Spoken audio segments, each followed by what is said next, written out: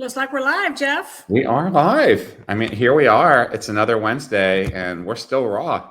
We're still here. We're still raw. I got to tell you, we had the most gorgeous sunset this morning. For those of you that don't know, I live in Pensacola, Florida, right on the water, and everything was pink and orange this morning. It was absolutely gorgeous. That is gorgeous, but still doesn't change the fact we're going to be raw today, right? We're going to be what? We're going to be raw today. We got a lot. We're going to be raw. Oh yeah. Especially on today's topic, we're going to be extraordinarily raw. Yeah. So marketing ops. I mean, it's so important, but yet, why are they just relegated to support mode? It's the damnedest thing. I was thinking last night, because I knew we had decided to talk about marketing operations like last night. That's what we do. We don't spend too much time thinking about what we're going to talk about. We basically just kind of show up. But do you remember the very first time we met a marketing operations team? I do. Who was it? That's actually a good question. So now you're tricking me. I remember meeting him. I just don't remember which client it was. I think we were in Boston, and it was the sports team. Remember it was TD Garden, right?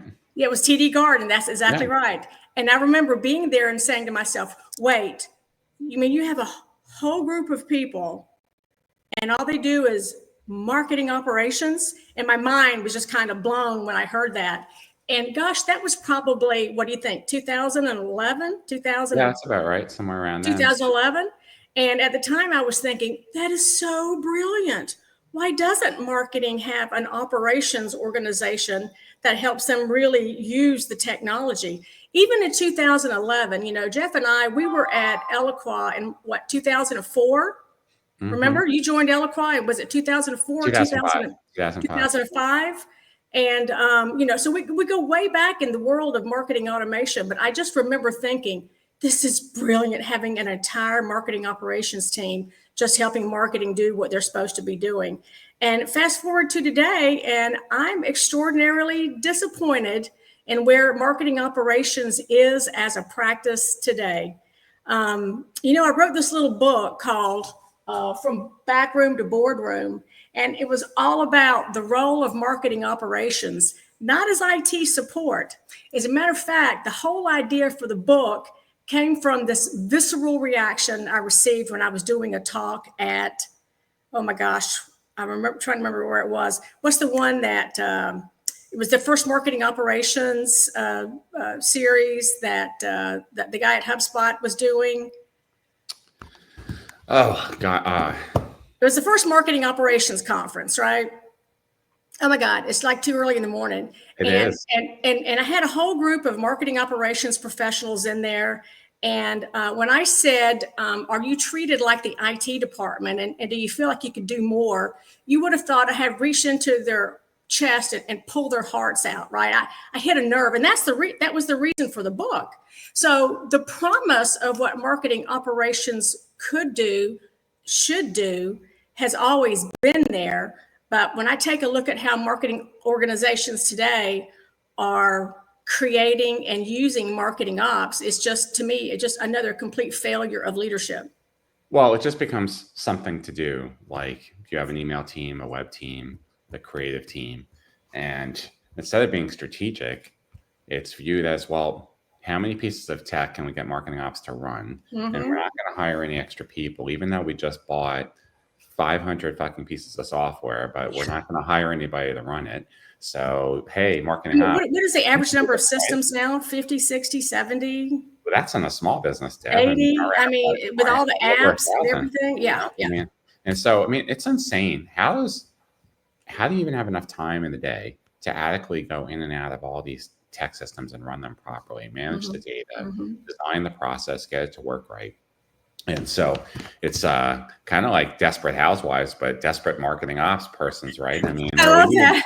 Guys, and they're so overwhelmed because, and they're expected to produce all these reports, train the systems, get all the leads over to sales, support demand gen. Sometimes marketing ops is demand gen. Right. But the problem, Jeff, is they're in a totally reactive mode, just like an IT support organization.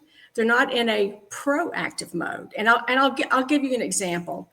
AI's been around. Can you believe for 2 years now that we've really been using it? But it feels like, how could I do my job today if I didn't have AI? And I distinctly remember watching very carefully what marketing operations was doing with AI as marketing organizations began to use it as an app. And they were really, really absent from the discussion, really, really absent. And a number of times in talks and working with different marketing ops teams, I kind of gave them a good scolding. And I'm like, you guys should be leading this strategically, because the best and highest value of a marketing ops organization is to bring that vision and that new way to do business that's better, cheaper, and faster to the organization. Yes, you have to keep all the systems humming, but the more marketing and marketing ops continues to be caught in the headlights of that bright and shiny next toy, the lower your performance is going to be. If you think about all the different things that a marketing organization could do to impact revenue. And Jeff and I, that's what we always talk about, because for us, we are a revenue marketing organization.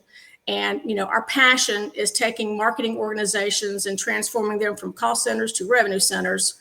But that role of marketing operations in that transformation and in leading that transformation is instrumental.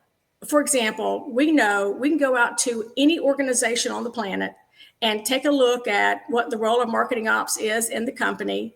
And if they're the IT support organization, I can guarantee you that marketing organization is not producing credible revenue or any kind of credible growth. So let's look at the trends we've seen. Trend number one, IT starting to take back the tech that they ceded to marketing. Oh, yeah. Trend number two, RevOps is viewed as a power struggle, not as a synergy. And so sales looks at this as an opportunity to start taking over marketing ops and move it in.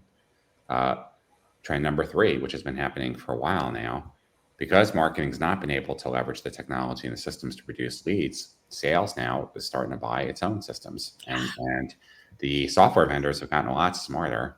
They've been doing end arounds now on marketing for the last 3 or 4 years. They're just going right to sales because sales has bigger budgets and they can buy this stuff. And marketing almost always ends up getting blindsided by these deals. They're like, oh yeah, well, we just went with Salesforce. They gave us a deal, so we're going with this. And so they're like, well, wait, we've been using this other system for 5 years now. Told us about it. Well, sorry, that's what we decided to do.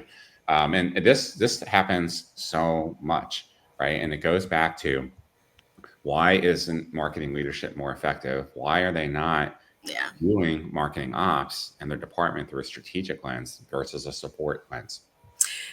Jeff, so here's what's happening. If you take a look at sales is consolidating their power base by owning more things, whereas pieces of marketing are being, this piece is going to go over to IT, and this piece is going to go over to sales, and then this piece is going over here.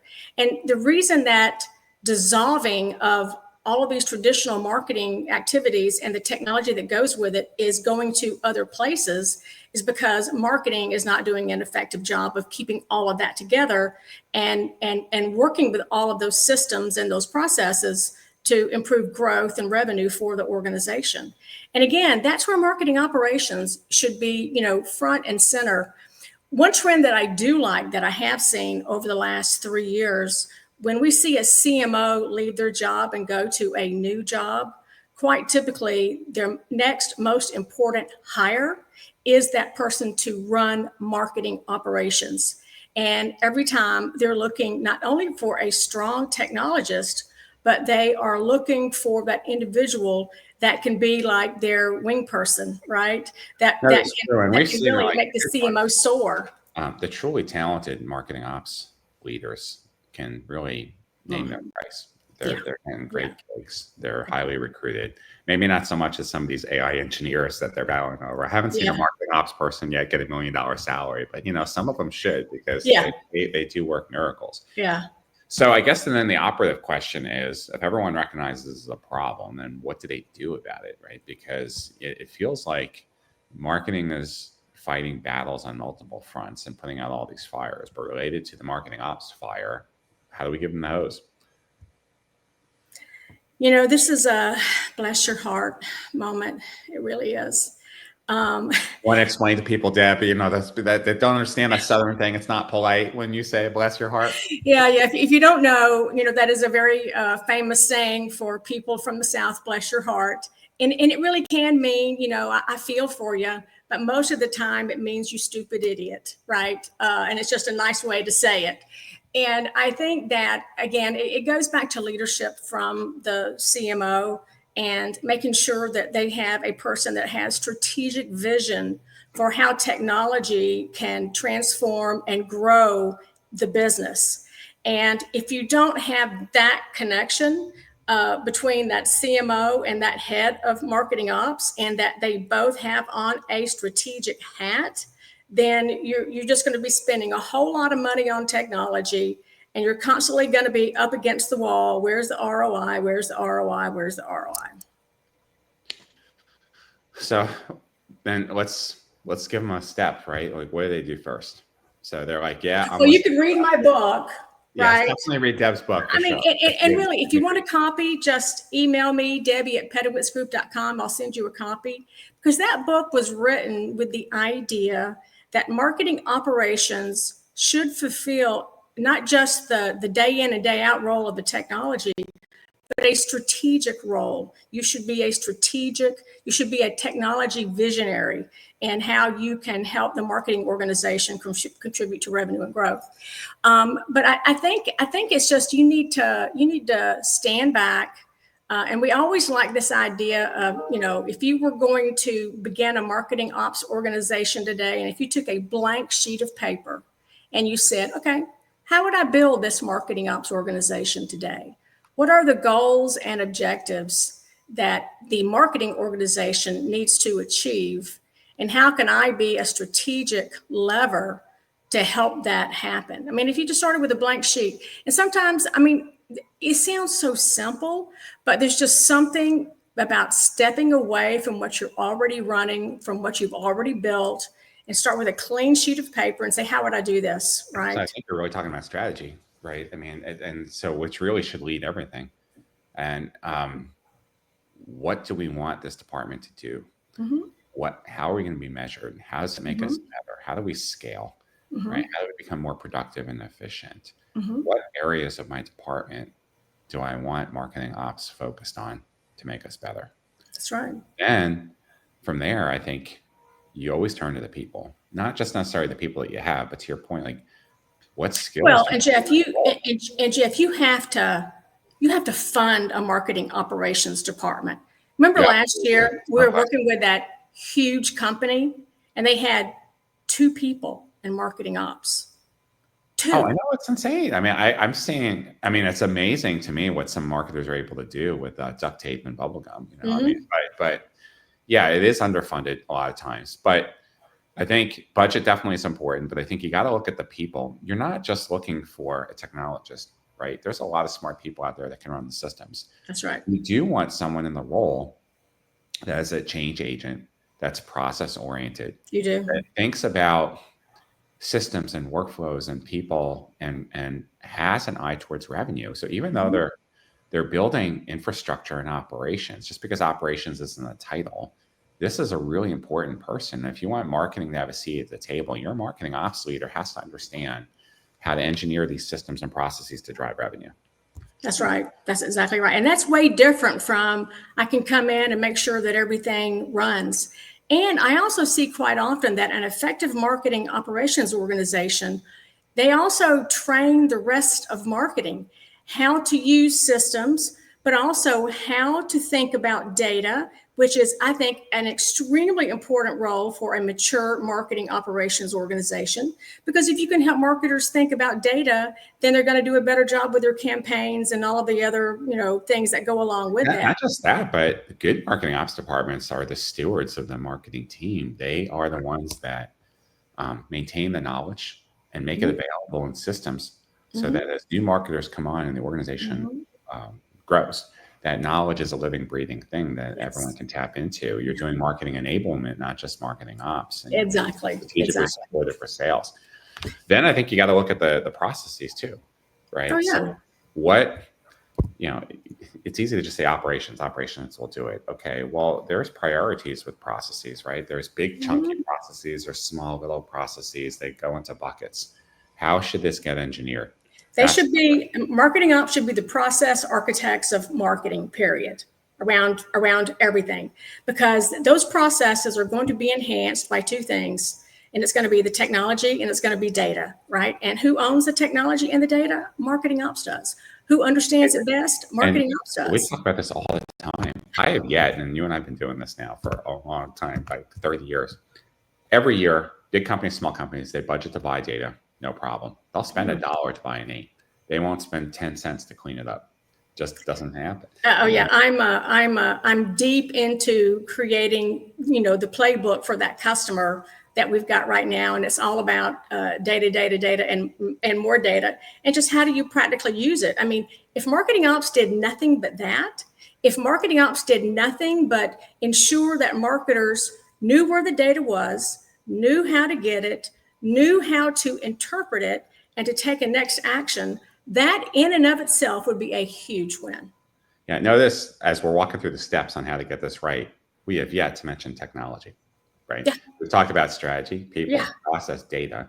We also have to focus on the customer. Well, we did talk about AI and how we did talk about AI. Marketing ops was kind of like behind the wave on that. But all this really should be the last thing that you're focused on for marketing ops is technology, because all those other things precede it.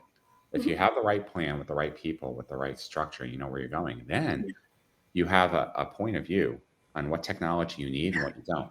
Yeah. And then we didn't talk also about the customer, because we're all in the business of acquiring and growing our clients, but the systems are so prioritized and aimed towards acquisition. And there's so little thought or afterthought to growing the customer. But yet, even for B2B, I mean, 50 to 80% of our revenue comes from existing clients. Why in God's earth? Yeah, I think that's going to be I think that's what I want to talk about next week is F to funnel, and taking a look at the whole thing.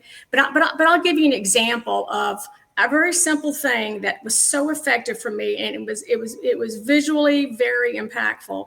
And that is when the martech conferences began doing. You could submit your martech stack in a graphic. Yeah, I remember the Stackies, right? The Stackies, yeah. And I remember the first year, it was just a bunch of technology. And then I remember about 2, maybe 3 years in, somebody created their stack around the customer journey. And I was like, that's brilliant. Because if you create your stack around the customer journey, you're saying, hey, we've got a strategic role in that versus I'm managing all this technology, right? So just that one picture just painted 1,000 words. It was just incredible. And hugely, at the one time innovative, and at the same time, like, duh. Exactly. Duh. Why? Let's we did tease up AI in the preview. We haven't talked about it much. I will say, compared to other departments and organizations, marketing has probably been a little bit more out front, at least with trying to use. Marketing was first in digital transformation because of marketing automation. They're first in AI. They've been first in a lot of things, but so they are using it a lot more, definitely for creative copy content. And now as the systems improve for video and imagery, they're doing those things. But what they haven't done yet, and when we talk about marketing ops, is that really that agentic AI and then the process improvements. And I think that's really where the next leap is going to come.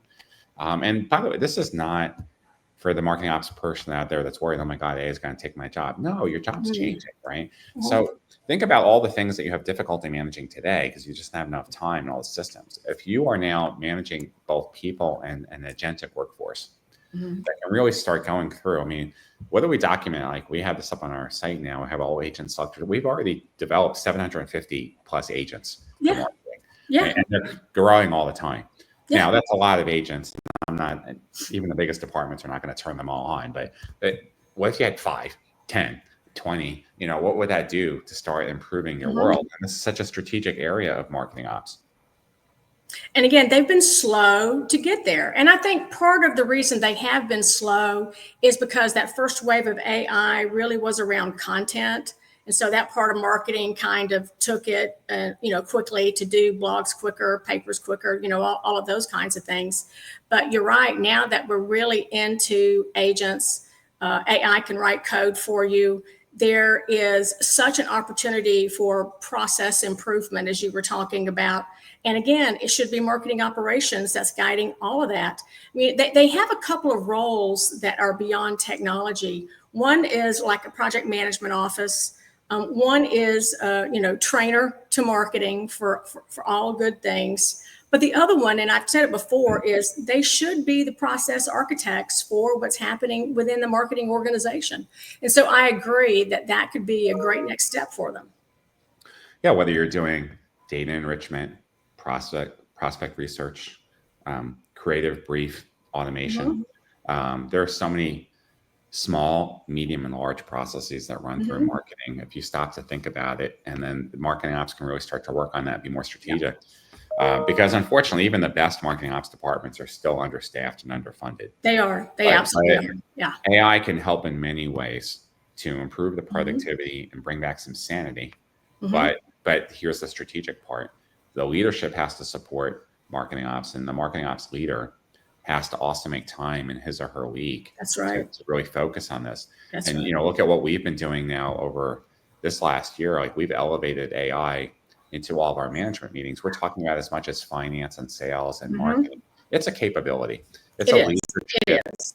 It's not just tech. It's not a thing. Yeah. And because it's changing and moving and growing all the time, nobody has all the answers, and don't believe that they do. That's why you have to have an ongoing conversation. Ongoing. That's right.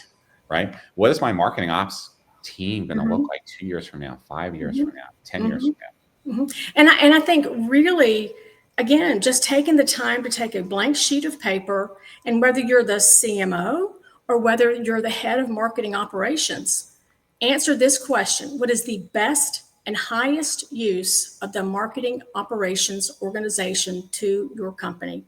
And again, I don't want to short shift something I said earlier, and that is marketing ops is the wing person for the CMO.